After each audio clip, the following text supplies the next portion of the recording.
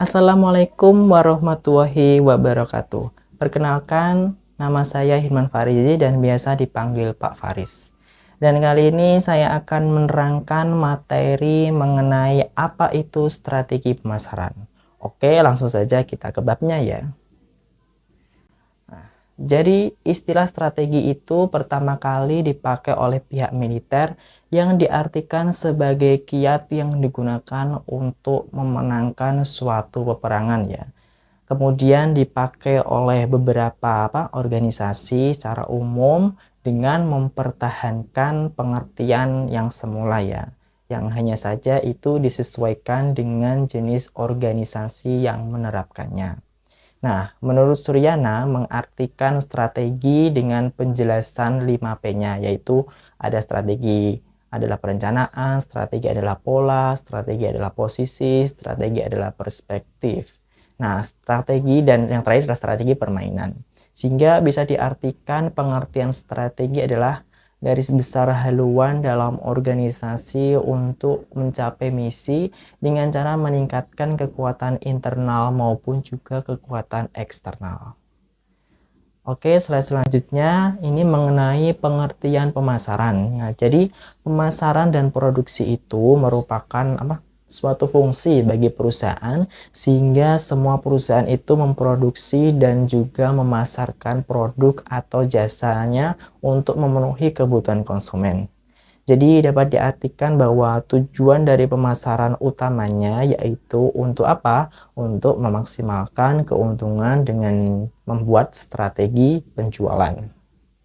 Oke, slide berikutnya kita bahas tentang strategi pemasaran. Nah, jadi di slide sebelumnya ini kan udah kita bahas ya tentang pengertian dari pemasarannya.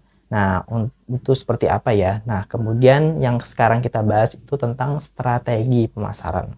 Jadi pengertian strategi pemasaran itu ada dua ya, dua sumber. Yang pertama itu dari Muhammad Syakir yang mengartikan bahwa strategi pemasaran itu merupakan pernyataan baik secara eksplisit maupun implisit ya mengenai bagaimana suatu merek atau produk itu bisa mencapai tujuan tertentu.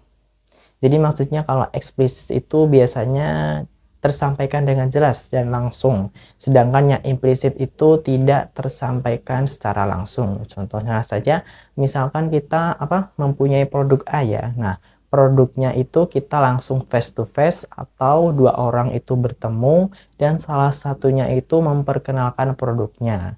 Kemudian kalau yang implisit, yang satunya tadi, itu mereka mungkin dari promosi, segi promosinya mungkin dari TikTok Shop atau sebaliknya. Sebagainya ya maksudnya. Jadi secara tidak langsung diungkapkan ya. Nah, jadi kemudian yang berikutnya dari Sofyan Ashori, yaitu strategi pemasaran adalah rencana yang menyeluruh, terpadu, dan juga menyatu di bidang pemasaran yang memberikan panduan tentang kegiatan yang akan dijalankan untuk dapat tercapainya tujuan pemasaran suatu perusahaan. Oke, sampai sini paham? Baik, selanjutnya yaitu tentang unsur-unsur dari strategi. Jadi ada menurut Freddy Rangkuti ada unsur-unsur strategi pemasaran ada 3, yaitu yang pertama unsur strategi pemasaran yang meliputi adanya segmentasi, pasar targeting, dan positioning. Kemudian yang kedua yaitu unsur taktik yang meliputi ada persaingan atau persaingan ya yuk, ada diferensiasi bauran pemasaran atau marketing mix, kemudian produk, price, dan promotion, juga place. Kemudian yang ketiga yaitu unsur nilai pemasaran. Nah, yang unsur strategi pemasaran yang meliputi tadi segmentasi pasar. Jadi segmentasi pasar itu apa sih? Nah, saya terangkan ya. Segmentasi pasar itu adalah tindakan mengidentifikasikan dan membentuk kelompok pembeli atau konsumen secara terpisah. Jadi masing-masing segmen konsumen ini bisa memiliki karakteristik, kemudian kebutuhan produk dan juga bauran dari pemasaran tersendiri itu ya. Kemudian yang kedua yaitu ada targeting. Targeting itu ada apa? Targeting itu suatu tindakan memilih satu atau lebih segmen pasar yang akan dimasuki. Yang ketiga adalah positioning, yaitu positioning penetapan posisi pasar. Jadi tujuan positioning itu apa? untuk membangun dan mengkomunikasikan keunggulan bersaing produk yang ada di pasar ke dalam benak konsumen. Nah, yang kedua dalam unsur-unsur strategi pemasaran yaitu adalah unsur taktik persaingan yang meliputi adanya diferensiasi. Lalu apa itu diferensiasi? Nah, jadi diferensiasi itu dikaitkan dengan cara membangun strategi pemasaran dalam berbagai aspek di perusahaan. Jadi kegiatan membangun strategi pemasaran inilah yang bisa membedakan diferensiasi yang dilakukan suatu perusahaan dengan yang dilakukan oleh perusahaan yang lain.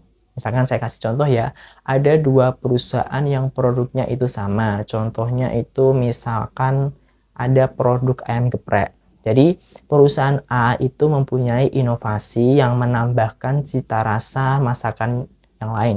Contohnya saja rasa ayam geprek bumbu Bali dan sebagainya. Dan perusahaan B melakukan inovasi, contohnya ayam geprek gochujang khas Korea. Itu secara internasionalnya. Kemudian yang kedua yaitu bauran pemasaran yang meliputi adanya produk, harga, promosi, dan juga tempat. Nah, yang terakhir adalah unsur nilai pemasaran yang terdiri dari adanya merek, pelayanan atau servis, dan juga proses. Baik, selanjutnya yaitu tentang penjualan. Penjualan merupakan fungsi yang paling penting dalam pemasaran karena bisa menjadi tulang punggung kegiatan untuk mencapai pasar yang dituju. Ada beberapa variabel-variabel dalam strategi yang sudah di slide ini yang paling baik untuk program penjualan. Yang pertama yaitu perikanan. Bisa meliputi iklan baik media cetak maupun online dan kebanyakan itu sekarang bisa melalui media sosial seperti ada Instagram, TikTok, Facebook, dan lain sebagainya. Yang kedua adalah personal selling. Personal selling itu adalah penyampaian secara lisan atau lebih mirip percakapan ya antara dua arah ya antara penjual dan calon konsumen atau seringkali disebut dengan sales marketing. Yang ketiga adalah publisitas, melakukan promosi yang hampir sama dengan perikanan. Seperti itu, dan keempat juga hampir sama ya. Selanjutnya, slide berikutnya kita bahas lagi tentang prinsip-prinsip pemasaran. Jadi adapun prinsip-prinsip dalam pemasarannya yaitu tentang yang pertama adanya organisasi yang melakukan tugas atau kegiatan pemasaran. Jadi di dalam suatu perusahaan itu ada salah satu departemen itu bisa mengenalkan produk. Contohnya ada bidang marketing. Nah, di dalam bidang marketing itu tugasnya itu apa saja? Yaitu dengan cara mempromosikan produk atau jasa yang mereka punya kepada calon konsumen. Agar apa sih? Ya, agar konsumen itu bisa tertarik untuk membeli atau menggunakan jasa mereka. Kemudian yang kedua yaitu barang-barang dan jasa yang dipasarkan. Nah, seperti yang sudah dijelaskan tadi di poin pertama tentang organisasi yang melakukan tugasnya. Jadi di barang-barang dan jasa yang dipasarkan itu kalau misalkan produknya itu produk A atau produk kosmetik ya, yang langsung bisa dipasarkan oleh perusahaan. Jadi di bidang marketing itu atau di departemen marketing itu melakukan usaha promosi dan mengenalkan produk kosmetiknya itu kepada calon-calon konsumennya. Yang berikutnya yaitu tentang pasar yang akan dituju. Jadi kalau misalkan produknya tadi produk kosmetik, lalu pasar yang akan dituju kemana? Nah, untuk produk kosmetik itu pasti tujuannya adalah kepada wanita ya, kepada wanita karena wanita itu menggunakan kosmetik entah itu ada eyeliner, maskara, ada bedak dan lain sebagainya. Seperti itu ya contohnya. Kemudian yang perantara yang membantu dalam pertukaran barang dan jasa. Jadi di dalam pergerakan pasar itu ada pergerakan marketing. Ada perantara-perantaranya itu apa saja ya. Seperti ada distributor, kemudian ada supplier dan lain sebagainya. Nah, dari produk yang udah dikemas di dalam produk itu di perusahaan nanti akan langsung dipromosikan atau didistribusikan oleh distributor, kemudian ditaruh di supplier untuk bisa dijual lagi kepada konsumen.